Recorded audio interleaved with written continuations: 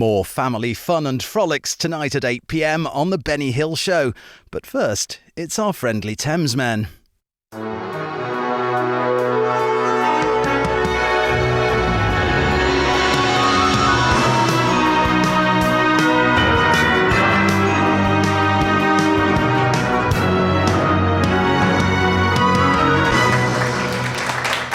Ta-da! Day 5. Oh, how you doing? Surviving. Actually, we're getting near towards the end of the festival. It was a mistake last night to follow those lasers, though. That was a mistake. But, we should never have done that. I thought they were going to lead us to something quite special, and it wasn't. It was just a set of emergency lights on the transit van. We've done that before. We followed lights. Oh, we did. Well, it was 2:00 in the morning, Glastonbury Festival, and there were those laser lights over the hillside. We were like, let's follow the lights like a load of moths. And when we got there was like a DJ who'd blown all his speakers, so there was no sound. It was just and just laser lights, and a load of other people a bit like us going, "You said follow the fucking lights." Hello, everyone. My name is Alex. I'm in San Francisco. I'm George. I think I'm in Los Angeles. And we are with you and Sue, who put this together, at Sunbury Music Festival. 72, Australia's alternative Woodstock. Yeah, exactly. So 4 years of love and happiness, mud and sunshine, fights and frolics. And we are just exploring some of the bands who were at Sunbury, and but not all of the bands we got are all veterans of the festival. But unfortunately, all the videos we've got aren't all from there, but they are of the era. Obviously, not a lot was recorded because everyone was tripping their tits off. Because we've seen some of the footage, and we did look strong, but the music's been fantastic, and this band, everyone's been. I've seen it in so much comments. They're saying, "You've got to do Skyhooks, guys," and here we are. We're at Skyhooks. Finally, we're going to do 2 videos for Skyhooks. But bonus. So you're going to watch this one, and then you're going to have to put up with us talking, probably reminiscing about something we did at the festival and how good they are, and then you're going to get yet more Skyhooks. So hang with us if you stick around. Absolutely. Right, what are we doing on this one, and what are the notes on this one? Did we introduce ourselves? Did we do that?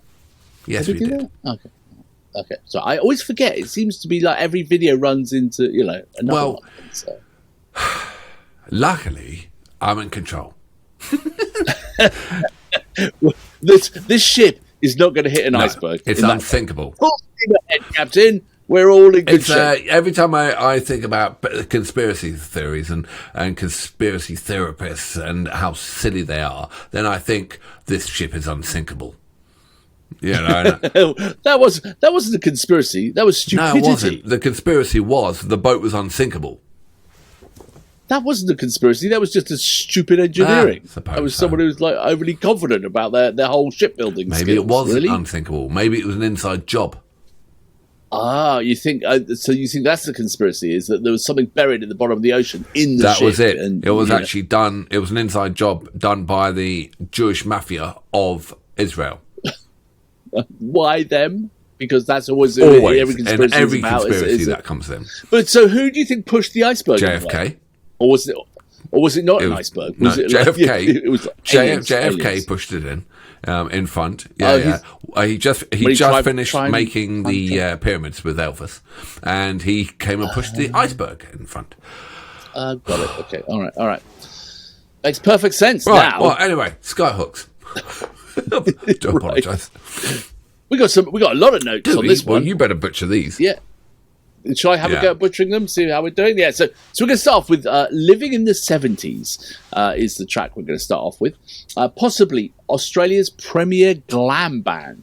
Ooh. Wow, in the though labelled so mainly for their costumes. Main songwriter and bassist formed the band in '73. Melbourne suburbs were often employed in titles, and his biting, provocative and often humorous songs were the perfect expression of adolescent obsessions and frustrations, with which the band made an enormous impact on the Australian social life. They played the 1974 Sunbury and were less than popular. Oh dear. Which led the original vocalist to realise he didn't fit the band. Enter Graham Shirley Strachan. Don't call me Shirley. Strawn as the new vocalist, and the classic lineup was complete. Sue says, not Sue Borman Art says, we were lucky enough to see Skyhooks. I'd seen them previously, but they literally blew everyone off the stage, and that Saturday night at Sunbury. The whole crowd was chanting along with them. The album Living in the 70's had come out a few weeks before, and everyone seemed to know the words already. Wow. All right, mate. That's pretty big. We are living in the 70's at this festival, so this is appropriate. And Sue says this was the one that blew everyone off the stage. How to date stamp yourself, literally. Living in the 70's. You know, they didn't go ahead.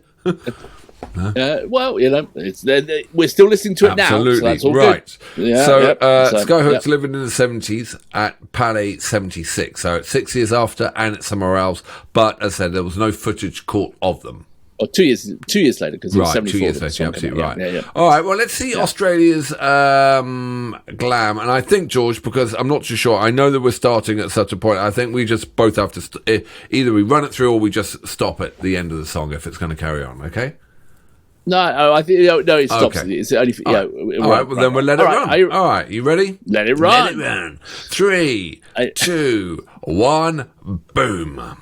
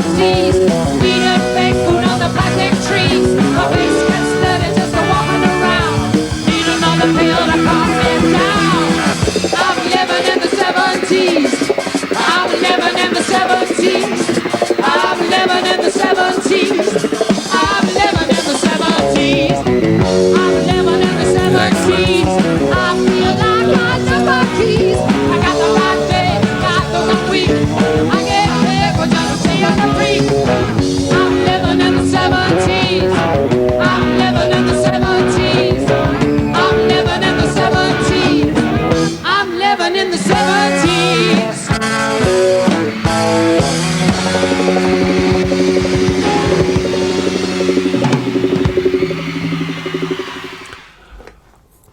Wow, was not expecting that.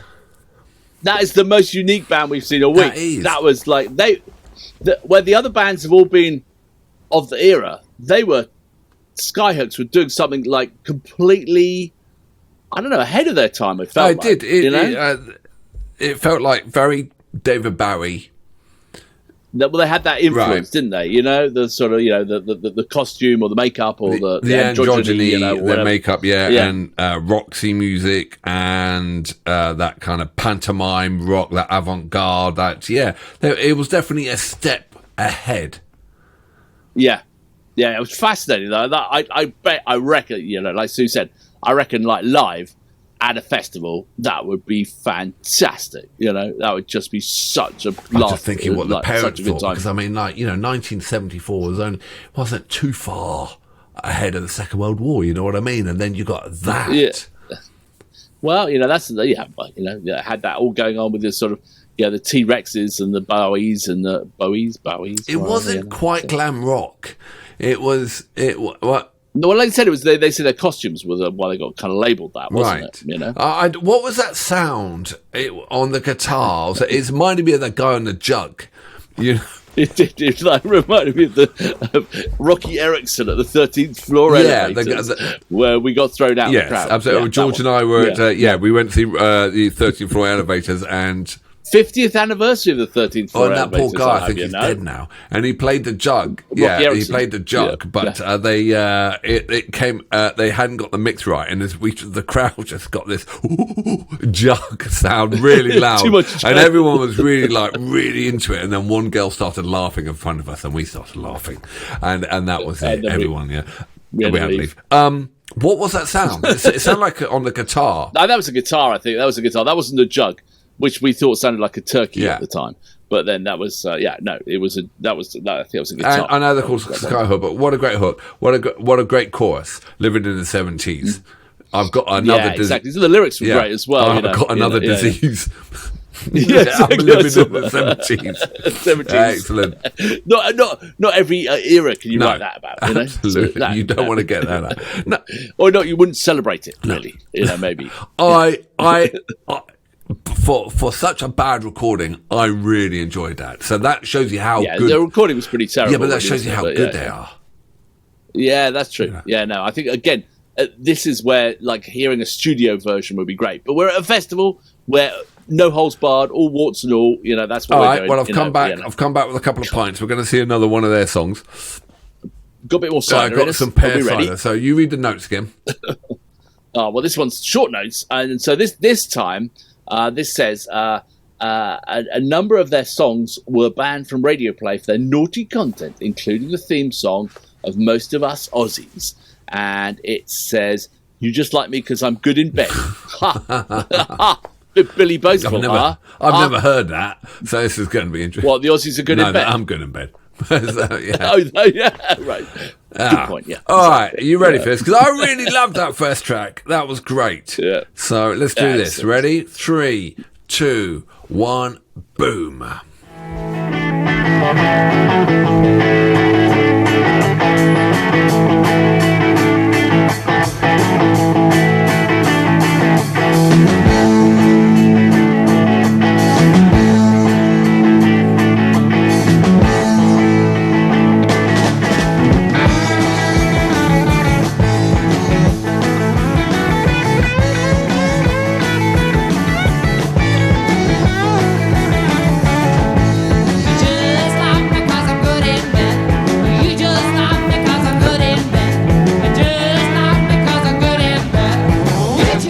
Because I'm good in bed. Just like me 'cause I'm good in bed. Yeah, that's what your girlfriend said. Just like me 'cause I give you some head. You just like me 'cause I'm good in bed.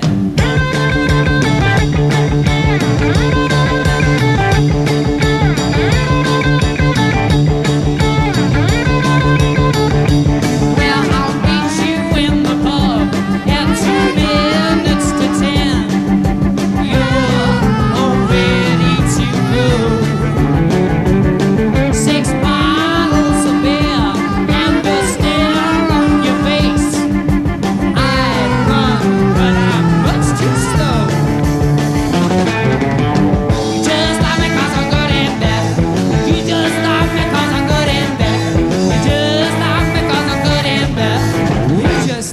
'cause I'm good in bed.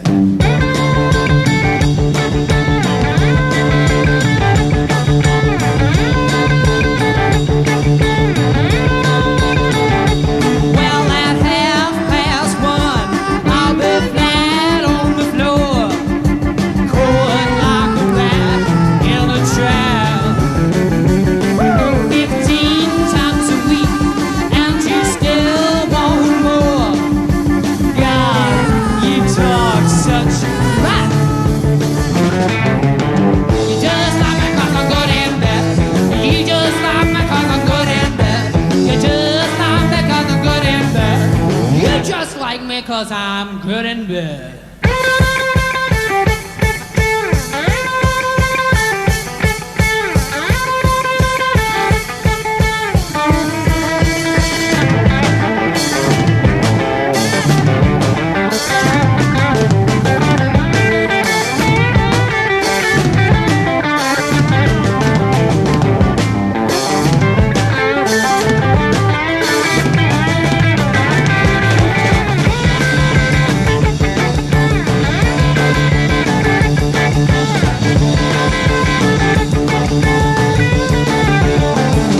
You imagine yourself as Mick Jagger's girlfriend.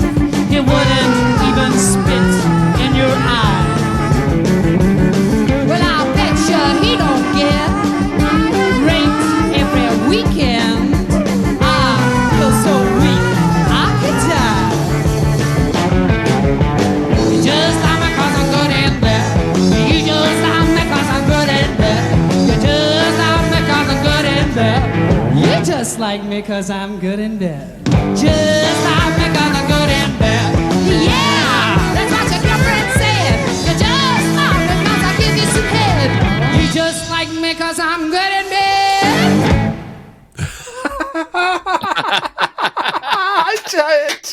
Absolutely.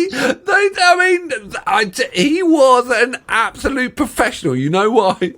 Because those 8-year-olds didn't give a monkey's what he was eating, but he never gave up. It was like that crowd were like a bunch of 9 and 10-year-olds. Well, I think they must have been like, there was another drum kit set up behind their drummer, so there must have been like a support. There must have been support for someone, and so I'd love to know who the audience were there to see. And then these guys come out in their sort of metrosexual costumes, singing about "I'm good in bed." I'm gonna give you good heads. Fantastic. I know. Okay, give me good head. But they were only about 8 or 9 years old, and then they were only there to see the pantomime puppet show for Christmas at the end, right? And they were terrified about this metrosexual that comes on. And I tell you what, he didn't give up. He carried on the whole song, did all the moves. I thought the band were brilliant. I thought the drummer in his crown was fantastic. I've got a feeling they made their own costumes.